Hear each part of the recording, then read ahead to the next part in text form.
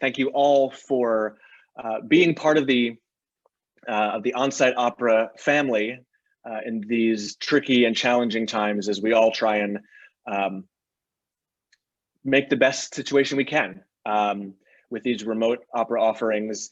We're so glad that you were able to enjoy it, and especially now that we are so far into the cycle, we hope you had a chance to listen many, many times to all of them if you've purchased all of them, and to let the incredible performances and incredible texts and incredible tactile artwork bring some light and positivity to these especially chilly times. I'm Eric Einhorn. I'm the General and Artistic Director of On-Site Opera, and I'm joined by an amazing panel of people. We have Geoff McDonald, who is On-Site Opera's Music Director, zooming in from Germany.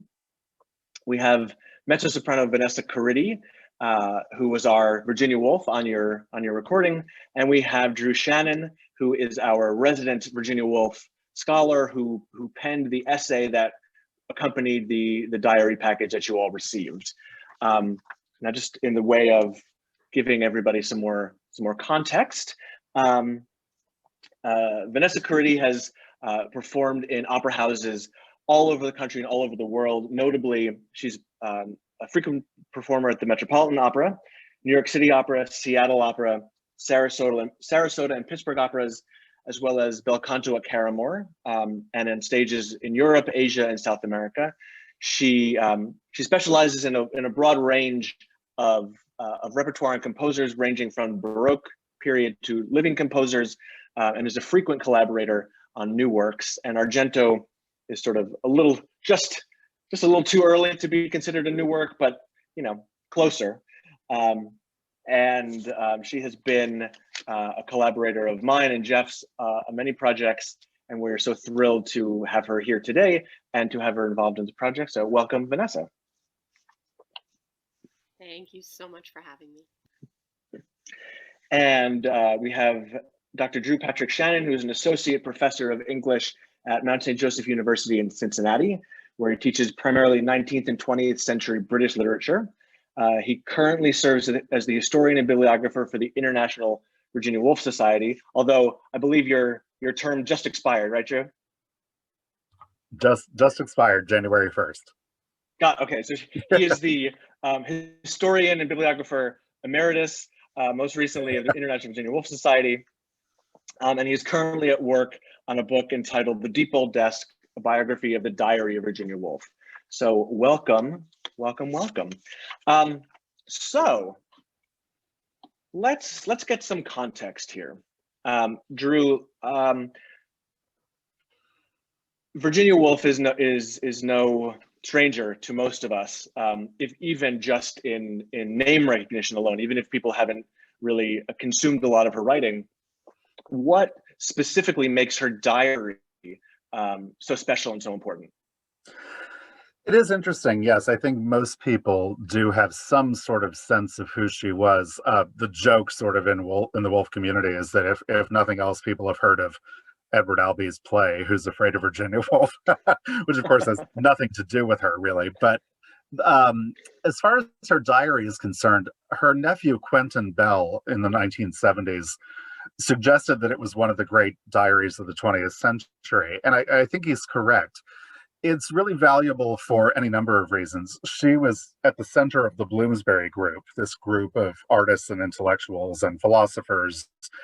And John Maynard Keynes, Lytton Strachey, Vanessa Bell, Duncan Grant, all of these interesting artists were part of that group. And the diary serves as a really useful document of her life and times. And she lived through a period of really staggering change when you think about it.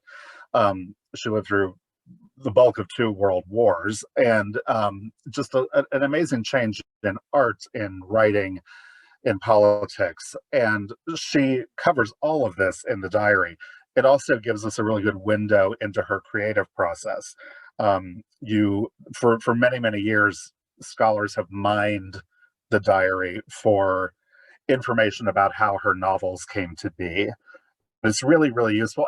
And I think increasingly rare for artists and writers to keep that kind of documentation of their work process, I sort of lament, or I feel bad really for scholars I know who are working on writers, more contemporary writers, because I think my sense is that fewer and fewer people are keeping that kind of documentation of their artistic life. And it's going to be hard to write the biographies of these people and to really be able to get into what makes them tick. And we're lucky, Hermione Lee, we're lucky that Virginia Woolf kept such a detailed record of her life that her biographer, Hermione Lee, said you could almost write a biography in which you talked about what she did on every day of her life. Between a letter or a diary entry, we can reconstruct large swaths of her life. So it's useful for historical, it has a historical value, it has a literary value in and of itself. It's beautifully written, no surprise. And I think it will eventually become known as an essential document of the early 20th century. That's fantastic. Thank you. So it's interesting what you say about more contemporary authors not keeping that robust a history of their own work. Was there any kind of self-awareness that Woolf had about keeping the diary? Yes, over and over and over again, you see her. Well, in the piece that you heard Vanessa sing, the piece in which she says, "What sort of diary should I like mine to be?" That's an example of. There are many examples throughout the diary where she constantly questions herself: Why am I doing this? Why am I writing this? Who will read this? To whom am I writing? At one point, she says, when she's in her 30s, she says, "Will Virginia Woolf at 50 look back at this diary and think X, Y, or Z about the 30-year-old me?" It's really interesting to ponder why she did this, and because she herself asks it over and over again. And I think those of us who keep diaries often wonder why we're doing it. Will someone read this someday? Will I even read it again? Will posterity value anything that I have to say here? These are all questions she asks over and over again. She was also very much aware that she was working in a diaristic tradition. She read a great many published diaries of other people. So she was also tackling it from the literary end. She had lots of models to follow. But yeah, it's a constant question she asks herself. Interesting. Vanessa, so here we have this titan of literature keeping this diary, these very private, vulnerable thoughts that appear, especially in the songs that Argento picks, or the text that Argento picks to set. What, as someone who is no stranger to preparing operatic characters of great depth and complexity, what was it like to step into the preparation of being Virginia Woolf? It was different than most other preparation experiences due to the circumstances in which we all find ourselves and in which I was preparing the piece. Under normal circumstances, particularly with a real life historical figure as she was, I would have done a ton of research about what I probably, would have done a lot more of reading of her own texts, a lot more reading about her. And everything you learn about a story, everything you learn about, from the source material, everything you learn about the real life people, if you're playing real people, sort of inform your process, and that makes its way into your vocal work. And sometimes you find you have to leave that stuff on the cutting room floor, like you find that it's sort of actually counterproductive to the work you're going to do, or you sort of have some insight that you realize is in conflict with what the composer has actually chosen to put down on the page. And sometimes those insights are very complex, and so you need time to sort of wrestle with them and sit with them. And for people who do not know about the process of this, that time did not exist in this particular experience, which I'll try to give some sort of brief background on. I was sick with COVID in March and April, very, very sick, and really was not better until like mid-August. And when I was offered this, you know, experience with you guys, I of course enthusiastically accepted. I was at the time home with my 5-year-old daughter who's doing remote kindergarten, and so home alone all day. My husband has a very demanding job and is gone, you know, for much of the day.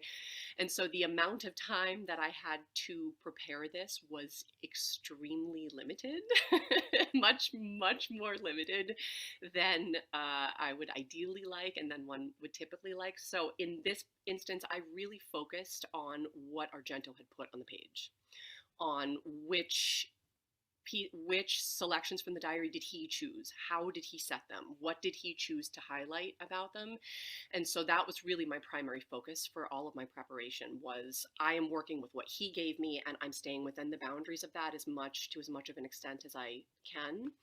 And that also yields its own gems. You know, it's also sort of, it's interesting to, as an interpreter, to be interpreting it through a filter that someone else has provided.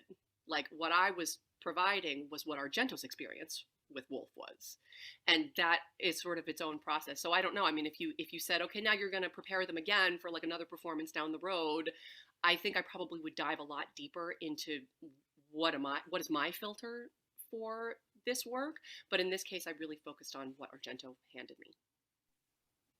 Wonderful. And I want to pause for just a second and tell all of our audience that if you have any questions that come up through the course of this conversation, please add them to the chat, and we will we'll answer as many as we can as we go. But keep it coming, and we'll moderate those questions.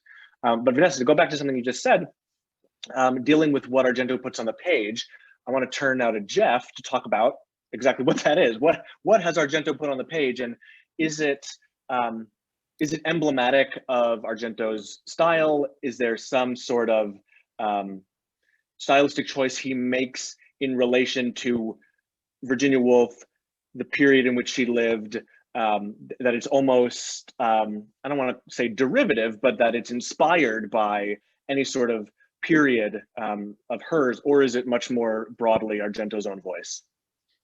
Yeah, I mean, I think that's a really great question that goes to the heart of why I think there's maybe no better composer of the last 50 years or so that I could imagine to set this particular piece.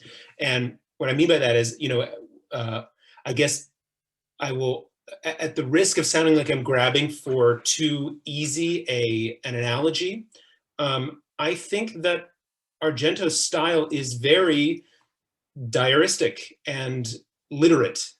It is both of those things. And what I mean by that is he's really known as a polystylist, as a composer who is as comfortable writing in you know, sort of 12-tone Schoenbergian idiom as he is 4 bars later moving into an extremely lyrical you know, kind of quotation zone, which puts him, you know, in a very, Drew, I suppose you could tell us more about this too, but it puts him in a very Virginia Woolf-like musical frame. He's a postmodernist and a quoter, and you know, not to mention the fact that I think Argento specifically, his own his tastes as a setter of texts also is really squarely in like a 19th and early 20th Anglo tradition. Eric and I worked together on you know, a portion of his Great Expectations setting. The first thing I ever sang of his was a choral piece that set Matthew Arnold, you know, when I was a kid. Like, that's his milieu. So I think he really is perfect for this piece. And to your point about whether it's tailored within that, I think it is. I think he probably for this piece curbed some of those, or just the muse wasn't singing to him in 12-tone music. It was in a more you know, stately Edwardian kind of mode, with of course his singular touches. and certainly, it's also there's a lot of Britain. I mean, there's Britain every time I hear Argento. I personally, by the way, just to be clear and on the record here, I never mean to disparage a composer when I talk about which composers I hear in them. It's just how I mediate music. So I don't mean that as a slur at all. And in fact, when it's well managed, I mean it as a compliment, and I do in this case of Argento generally, and specifically in this piece. Did that? I got a wandering there. Did I answer the question? I think you did. Okay. I think you did. Thank you. That's well, it's interesting to think about Argento as part of a lineage, whether it's directly, as Argento an American-born, I think, American-born composer of Italian heritage, but to think of him in the sort of Anglo-American tradition of that period is interesting, and it relates back to Drew, what you said about Woolf's own lineage and as a diarist, for sure. Yeah, and Jeff, that was really helpful. I've always thought of Argento as being an acquired taste, and it's a taste I have finally acquired. Before this, because we actually did a performance of the Diary of Virginia Woolf at the Virginia Woolf conference I hosted back in 2019, which feels like 80 years ago. But it's interesting because you just articulated why it works in a way. You just explained it to me. The way you explained it just now is that it's the first time I'm getting why his music works with her words. I've not been able to really sort of articulate that, partly because I'm not well versed in opera, but also I like this idea of thinking about Argento's own lineage somehow mapping onto Virginia Woolf's own lineage. An hour before we got on this Zoom session, I was teaching a class on Henry James and talking to the students about Henry James being the bridge between the Victorians and the modernists, and that it's it's in my mind completely linear, the idea of moving from George Eliot and Dickens and Thackeray and Hardy through Henry James to Virginia Woolf and James Joyce and the other modernists. I mean, he's the bridge figure. And I think it would be sort of interesting for somebody to take on that project of saying, who are Argento's 19th century forebears, and sort of map that out. And I bet those two maps of lineage, I bet there's a lot of overlap. Do you know what I mean? I would imagine that there probably is a bridge figure for Argento as well. Well, one of the James is an interesting touchstone too, right? And I suppose Eliot as well, these sorts of Americans with a European bent. Yes. And that is, as Eric pointed out, Argento himself seems sort of in this, he's like an Anglophile American. Very true. In some ways. I wouldn't say he's, all of his influences are English, but there's a lot of that. Yeah, because as you said, he's adapting Woolf and Dickens and Matthew Arnold and lots of other people. And musically absorbing, some very, shall we say, Teutonic influences as well. Yes. And then you mentioned Britain before as well. So right. yeah, that's really interesting. There's probably some scholarly work to be done on how that maps out that way. In terms of influence, because and literary influence is an area I've always been really interested in. I've always been interested in drawing lines and placing people in a lineage. So it's a really great idea.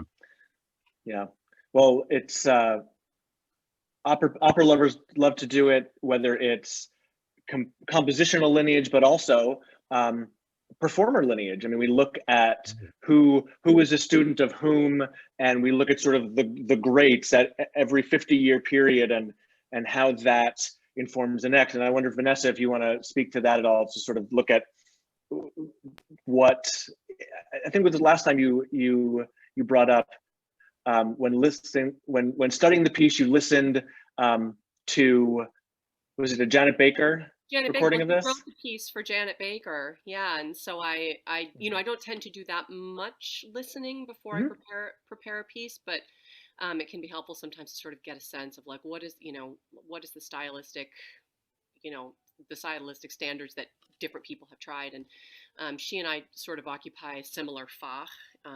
For those of you who don't know, that's a German word that means like which parts do you sing in opera. So she and I sing a lot of the same roles in opera, and so that was very interesting. And also being English, having I wasn't sure, like, do I say these words in like a British accent? Should I say them in my own spoken, sort of the accent in which I speak? And so that was also interesting to just kind of get a sense of how she used the words, because she's English, and so that was sort of interesting. But I don't have a specific like Argento story with that, but just a very brief story. When I was a vocal fellow at Tanglewood, I did a lot of study with Phyllis Curtin, and I was working on the Samuel Barber Hermit songs with her, and we were going through some piece, and I was asking all kinds of questions, and she goes, well, when I did these with Sam, this is what he said. And she meant Samuel Barber, with whom she had done them as her pianist, and so that sense, for musicians of like, I had a friend who was years ago was a piano major at Juilliard, and his piano teacher was like 100 years old and had been a student of Liszt's as a young child. And so they were like working on Liszt, and the kid was like, oh yeah, I studied this with him when I was like 8. And it was like this direct lineage. So that kind of stuff is very, very interesting in opera world. We know who people's teachers were. There are specific schools and styles of thought.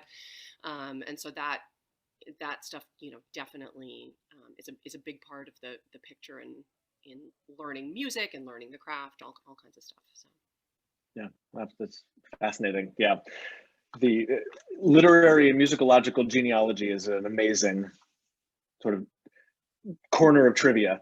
But speaking of, I mean, that ties really nicely. Drew, you mentioned Hardy, and one of the pieces that Argento set was Virginia Woolf's own account of her attendance at Hardy's funeral. And that to me always strikes me as one of the more operatic numbers of the cycle, in that it shifts so dramatically. There are these sections where Woolf is painting the scene for us, and Argento just supports that with this great, incredible musical painting. Oh, and yes, thank you, Chris. Continuing the lineage question, that Juliana Hall, who wrote the World Turned Upside Down, the Anne Frank cycle, was a student of Argento's. And if you joined us for that panel, or will join us for the reprise of it, she has a bound book of all of their correspondence over several decades. So it is fascinating to think of, and now here we are, sort of at the living edge of the family tree. But to sort of go to the entries themselves, and Mitra, you brought up in the comments the incredible handwritten facsimiles of the text, which the texts themselves, the process for all of these diaries, the song texts themselves were done by forgers, artists. It's a fine line of how you define them, but they were people we engaged to write the text of these songs so that they were legible and could fit into the graphic design. Stephanie Rayer, our incredible graphic designer who did all of the packages and the materials and the packaging, engaged some handwriting artists. But for the Diary of Virginia Woolf especially, we owe a huge debt of gratitude to Drew for facilitating access to the actual pages of Virginia Woolf's diaries, which aren't currently or aren't usually available to the public. So Drew, I wonder if you can give us some more details on that. Yeah, thank you. There was a very long, convoluted reason why Woolf's diary wound up in Manhattan. Uh, the she during her lifetime, during the lifetime of her husband Leonard Woolf, they remained in his possession. He lived until 1969, and he had tried to get English institutions interested in purchasing the manuscript, but there are a lot of reasons why Woolf had fallen out of favor in England. But through the 1940s and 1950s, her reputation in England was not very high, even through the 1960s. And there are many reasons for that. One of them was the scholar F.R. Leavis, who did not include her in what he called the great tradition of English novelists. And so it was really the Americans who sort of took up the torch and kept the interest in Virginia Woolf alive. So when two women, the Mrs. Hamill and Barker of Chicago, who were dealers in literary manuscripts, they approached Leonard Woolf and they said, "We can get an American institution to buy these things from you." He agreed. And so that's how they wound up in the States. And many of my English Virginia Woolf scholar colleagues are bitterly resentful that that these are in the US and that they're not in England where they think they belong. And my response to that is always, well, if you had paid more attention to her at the time, you would have them. Uh, so I'm personally very happy that I just have to go to New York and not to London. I love London, but it's much easier to get to New York, of course, living in the States. So they're housed in the Berg collection. They are not generally open to the public. You do have to have an appointment. You have to be accredited. You have to jump through a lot of hoops to get in there. But after many, many visits, I was finally allowed to handle the actual manuscripts myself, which was quite a thrill and a really strange, sobering experience. And Eric, we might talk later about the last sentence she wrote in her life. I don't know if we were going to get to that point at some point, but yeah, they're in the Berg, and all we had to do to clear it was to go through the Society of Authors in England and get the permission to get scans of those pages. So I'm glad people are happy to see her handwriting, which is notoriously difficult to read. I can read it now after many years of looking at it, but it took a really long time. And even now, every once in a while, you have to, do a lot of squinting and turning things to the side, and sometimes just walking away from it for a while and coming back. But it's the people at the Berg, thankfully, have been incredibly helpful and really delightful to work with. They are good stewards Excellent. of all the manuscripts that they hold. Amazing. And as a follow-on ish to that question, Karen asks the following. I get a sense that Virginia Woolf was aware that women authors were not taken as seriously as men authors, and it was a source of insecurity and doubts. Is there any documentation of that? Oh yeah. There's a lot of documentation of that.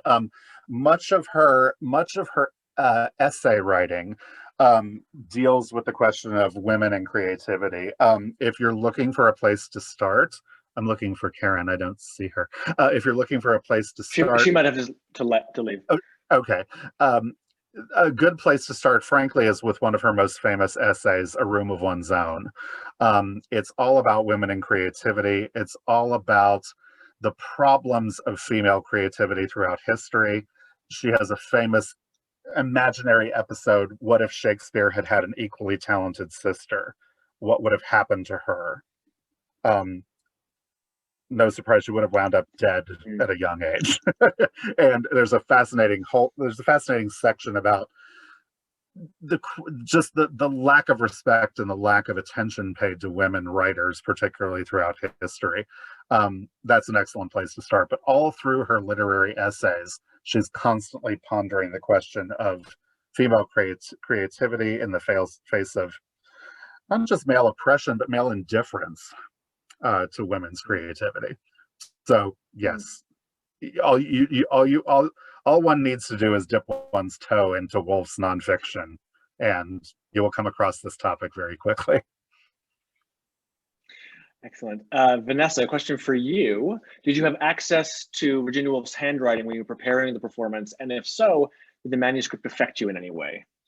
The answer is no, I did not have access to it. I did not have access to very much at all in preparing this. Just again, because pandemic. But the more complex answer is that I'm sure it would. And I, suspect that at some point I'll pick these back up again when performing life resumes. And I loved these pieces. I can't believe I had never worked on them before, and I'm now stunned that I had never worked on them before, because they are so wonderful, and I just loved working on them.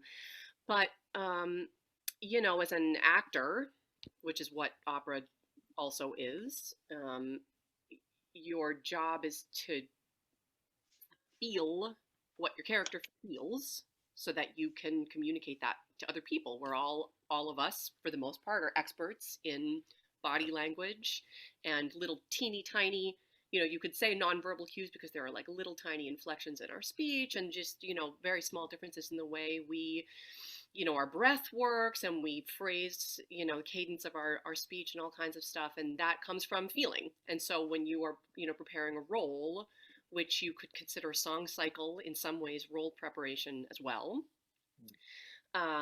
your job is to feel what the person feels. And so anything that you can use, any tool that you can use to inform that, is helpful. And handwriting is no doubt a big part of that. What I would be really interested in is seeing the manuscripts and seeing, is her handwriting really different in,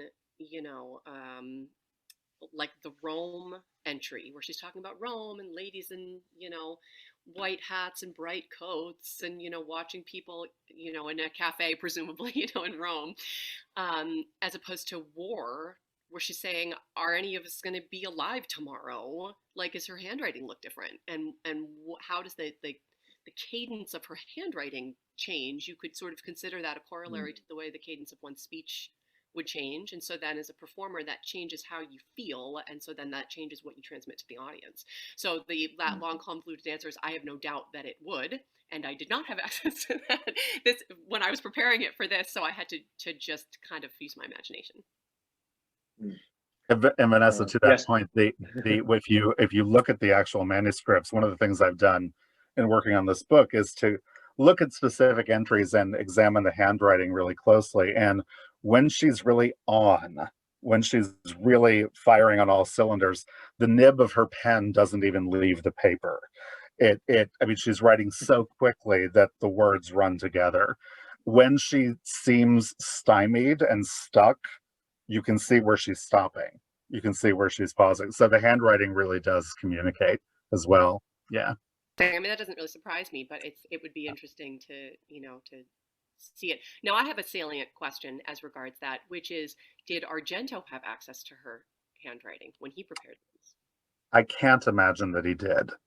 And the reason I say that is because he was not even working off of the complete diary manuscripts, which had not been published yet. He was working off of this, which is a writer's diary, which is the 1-volume condensation that Leonard Woolf published. And one of the things I noted in the essay was that the entry that he calls the last entry is not actually the last entry. It's the last entry he had access to in this book.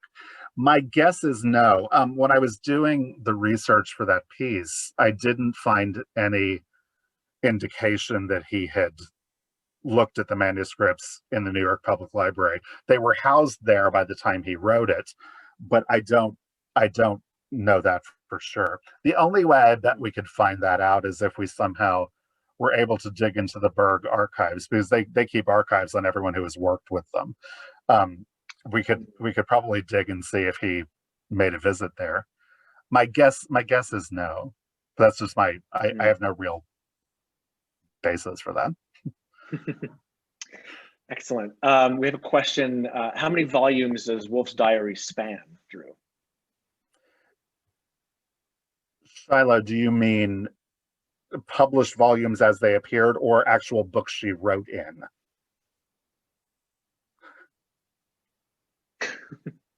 Both. Okay. Both. 6 published volumes. 5 as part of the main series edited by Anne Olivier Bell, which Anne Kaplan asked me a question about that just now privately. And then a 6th volume of the early diaries edited by Mitchell Liaska called A Passionate Apprentice. So 6 volumes altogether. If we add up the number of physical books in which she wrote, around 30, 30 to 32 or so.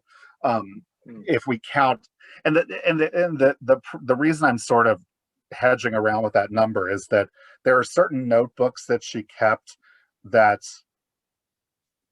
that sort of seem like a diary, but they're clearly not part of the series that she regularly kept. They seem more like exercise books where she's writing drafts of literary essays, and we're not quite sure what to do with some of those. And weirdly enough, in 1999 or 2000, a notebook with 5 fragments of essays in it just suddenly appeared and got published. So it's astonishing that sometimes things Woolf wrote turn up. We think we have everything, and then we're surprised when something surfaces. There is apparently a missing diary from 1896 that no one has ever found. So I, of course, would love to see it, but Could still be out there. It's probably gone, long gone. But it is interesting about that sort of thing where posthumously you would imagine your resources and your discoveries are finite, yet to know that those things still, I mean, happens with composers all the time of we just found, there's some forgotten aria that Verdi wrote that was in a desk drawer in an attic somewhere in Parma. There's even there was a not too distant recovery of or discovery of different pages from the Diary of Anne Frank that she glued, that were glued together, and we see the very different versions of things that she wrote. So it is a fascinating archaeology, I would imagine, to be on the lookout for these things. And unlike knowing where the dinosaur bones or where the ruins of Pompeii are, it's these artifacts, these links could be anywhere, could have, be stuck somewhere, you don't even know what it is, and then all of a sudden 100 years later you've discovered something incredible. Mm-hmm. Yeah. And you hear stories about people opening. I remember when I first started working on Virginia Woolf, the Virginia Woolf listserv had a wonderful story of someone who was sitting in the British Library and opened a very, very dusty old volume that hadn't been touched in decades. Opened it up and a letter fell out of it, and it was a letter from Virginia Woolf to the person who had previously owned the book. And I just thought, imagine a letter from Woolf just falling out into your lap. Right. It's amazing. Amazing. Yeah. I want to make sure we touch on something you mentioned before, Drew, which are not the last entry of that Argento set, but Woolf's actual last entry in her diary and her last words, and how that sort of informed the life of the diary itself.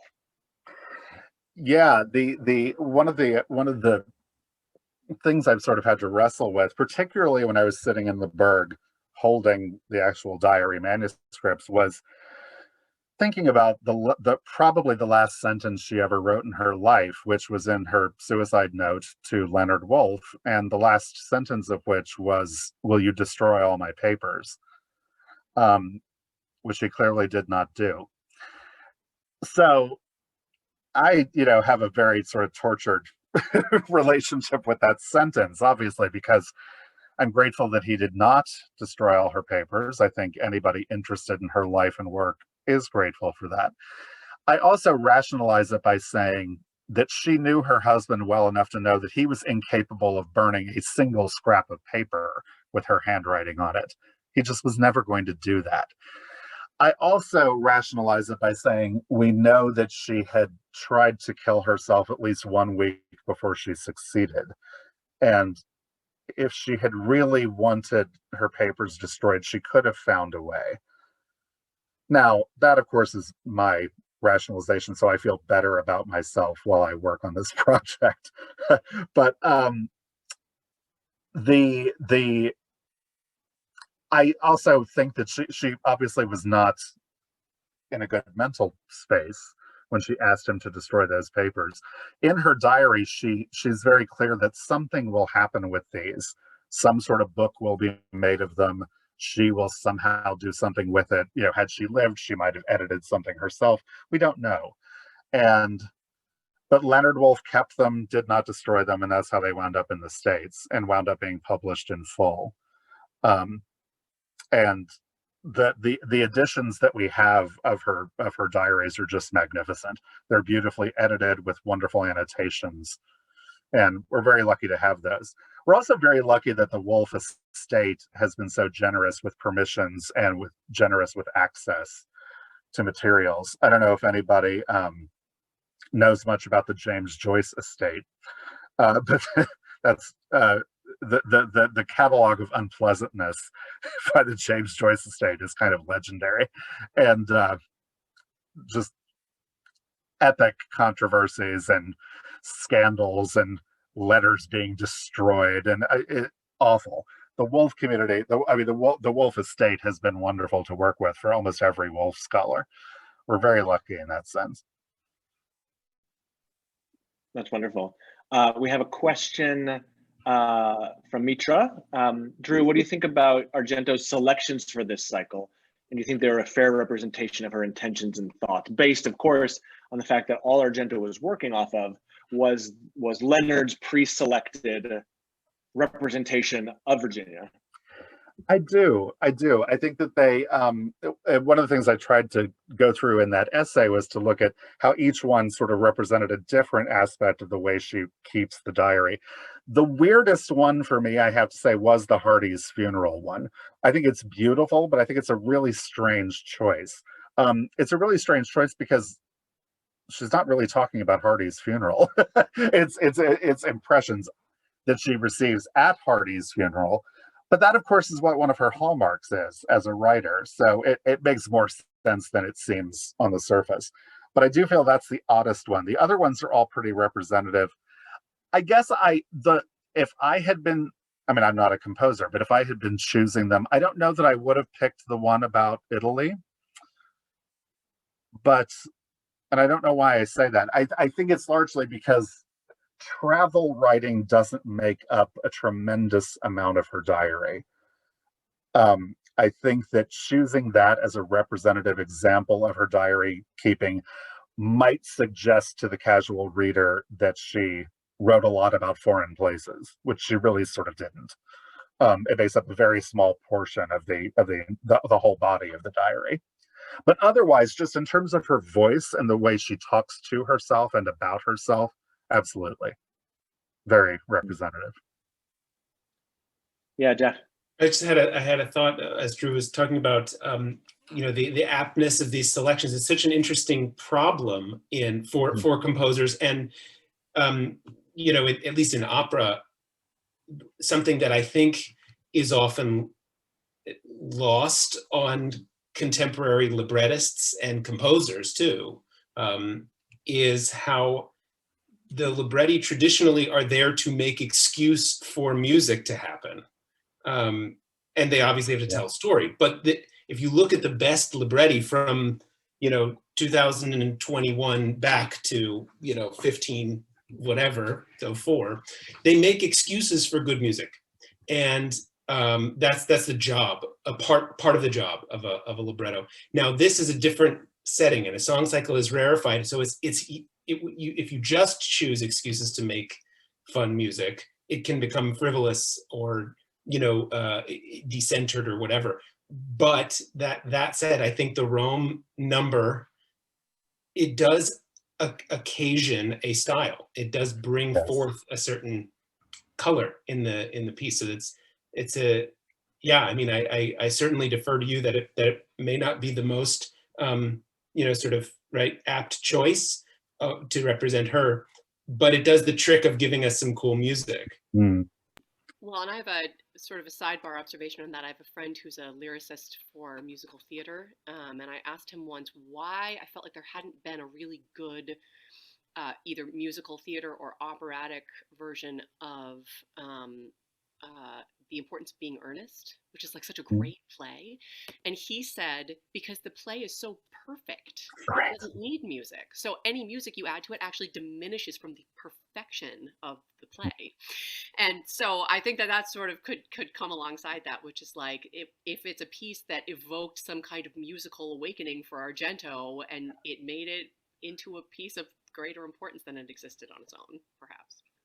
Yeah, and Vanessa, with Wild, the librettist would not want to mess with a single sentence that a character utters in that play. Why would you? And you would feel terrible messing with with Wilde's prose. And Jeff, what you said is really interesting, the idea of a song cycle versus a libretto for a full opera, because for a libretto for a full opera, he'd have to find a narrative in this vast mass of material, which isn't his project. And it's interesting you say that, because at this moment I'm working with the actor Ellen McLaughlin on a script that we're doing of Virginia, Vanessa Bell, and Lytton Strachey's letters, and trying to find a narrative and all of those and put together a show from that. And that's hard because the massive material. I mean, Woolf's diaries are also 6 volumes. I mean, you have to dig through an immense amount of material in order to find the narrative. You have to pick what story you're going to tell. Yeah. But Argento, ever the operatic composer, can't help himself. In the last entry, we get this beautifully. I remember the first time I heard it, this beautifully unexpected recapitulation of the opening, and it's just this. Yeah. It's this beautiful narrative touch of I believe what he's setting up is thinking this is actually her last entry, this kind of wandering off into eternity. And the music is so wonderfully done. You know, the whole piece is remembering itself. Mm-hmm. Yeah, that's true. And it's a device he only uses the once, so it's not anything we were expecting. And it's just such a nice. It becomes. I believe it elevates it from. Maybe not elevate, changes, depending if there are composers on the call, from song cycle to monodrama, that it truly, it begins to have a poetic narrative to it, not one that's action-based necessarily in the traditional sense, but one that certainly becomes of a whole piece, for sure. He's sort of, enables her wish in the first entry that they use, like she wants it all to sort of come together. You leave it in a desk for a few years and you find that it's coalesced into this thing, right?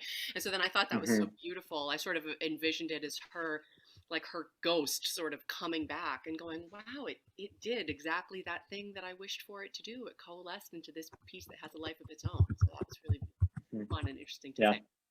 Beautiful. A question for you, Vanessa, about which you touched on in the last time we did this conversation, about the way you worked with Howard, and what that looked like versus what it usually looks like, and now in the time of COVID, your own health journey that you touched on certainly is part of that. But what was your opportunity to prep this with Howard before that first day we were in the studio? 0. The answer is 0. So not in the studio. So we had 2 rehearsals before the recording day. For me, working in this field, I know how little this is. I don't know if everybody listening right now knows how little this is, but we had 2 2-hour rehearsals was it 2 hours or 4 hours? I guess it was 2 2-hour rehearsals, or 2 to 4 hours. Chris remembers. But it was not a lot. 2 3-hour rehearsals. 2 days of rehearsal for the Argento and the Janacek, which I also sang on. Right. So it was those two pieces, and then the recording day. I think we were in the recording studio for like 3.5 hours. Would you say that's right? I normally, in preparing a piece like this, and this is hard music to sing. There are times when the vocal line and the piano part don't feel like they belong together. So it was hard to learn. And as I said, I was home alone with my 5-year-old daughter, doing remote kindergarten in Italian. So I don't know if you get how hard that is, but it's been very hard. I normally would have had voice lessons. I would have had coachings. I would have, hopefully rehearsed with Howard more ahead of time. And if I had not been able to rehearse with Howard, I would have worked with another coach. And I had none of that. I did manage to get one coaching in, which was, I think, I can't remember if it was an hour or 2 hours. And then the day before we were scheduled to have a second coaching, my daughter and I both got a fever. And we ended up just having a normal cold, thank goodness. But that took us both out. So then all of the rest of the coachings were, of course, canceled because the coach was like, don't bring any illness into my home during the time of COVID. So I had not done 6 of the 8 Argento pieces with piano before our first of 2 rehearsals. So the first time we banged that through was the first time I had ever done it with piano and the Janacek, which there were 5 or 6 pieces, I think I sang on. So it was, I have never been more grateful for my master's degree in music. I felt like, yay, I finally put those skills to use in really learning this very hard music all on my own at home, in stolen moments. While we're on this topic of record keeping, I have a log of entries from Vanessa in the form of texts that are sort of a dark night of the soul as she was preparing this thing, including, and I hope this isn't like a HIPAA violation or something, but it includes a voicemail when Vanessa got sick, or a voice memo of her singing into her phone to show me that she had become overnight a full basso profunda. Yes. Bassa profunda. It truly, so she sang for those of you with a keyboard handy, she sang a B below middle C. Right. I was like, my voice was like completely at the bottom, and I think it was like 2 weeks before rehearsals began, something like that. And I was like, hope my voice works when we get into it. And I did what any conductor would do in that moment, which is just write, "You're going to be great," and not help any more than that, because I couldn't. But Jeff and I, Jeff is a good source for me. Jeff and I have a long history of working together on very difficult music. The very first time we met, I had a very short amount of time to learn a very hard piece of music, and I believe I cried for most of the coaching. And Jeff just very, generously sat there and said, "Yes, it's very hard, but you can do hard things. Moral support." So I had that on my side. But yes, it was a challenge. Preparing it was unlike any preparation experience I have ever had. But I think it went great. So. Well, and Vanessa, it must be said again, just it's astonishing that you were A, getting over COVID, and B, had very little rehearsal time, because it is gorgeous. My God. So I am blown away by that. Thank you. Yeah, it was it was I was pretty surprised. I left the second rehearsal walking through the streets of New York, and for those of you who are not New Yorkers, you don't, especially as a woman, you don't walk around the streets of New York with a big smile on your face. It invites unwanted attention. But I was wearing a mask, of course, on the way home, and I smiled. I had this huge smile plastered on my face on the way home from the second rehearsal, because it just went so well, and it was such a delight to be making music in person again. At the, referring back to the original question from Mitra, everybody in the room took COVID tests before we had any rehearsal, and before the recording session, so that we knew that everybody was safe. Everybody wore a mask. I was the only person who took my mask off in both the rehearsals and the recording session, so that I could sing, of course. But I'll never forget that trip home. My cheeks hurt because I just unabashedly smiled the whole way home, because it just felt so great to have put that together in such a wonderful, wonderful way in the midst of this crazy, crazy time. And certainly what a fantastic way to end. Yeah, Howard deserves credit for that too, for the amazing collaboration too. It should be said. Yeah. Yes, Howard Watkins, our incredible pianist on the entire series. Yes, a true rock star. Yeah. Yes. So, Conrad, your comment about editing Shakespeare libretti. That's a subject for a different panel. We can all talk a lot about that. So we'll put that in the hopper for another chat. But definitely a very good observation with lots of opinions in the field. So stay tuned. Thank you all for joining us today. It was so great to hear your questions and to see your faces. Thank you, Vanessa, Drew, Jeff, for your incredible conversations today, for all the amazing work on this project. It's been a pleasure, and you give me the same kind of smile, all of you, that Vanessa was describing. And thanks also to Chris Staub, Piper Gunnarsson, Pooja Saha, our amazing colleagues at OnSite, to the board and greater community of OnSite for supporting us through these difficult times for the performing arts and for all of us out there. So thank you all for joining us today. Hope to see you at the next one. Stay safe, be well, and we'll see you very soon. Bye. Thank you. Thanks so much. Bye.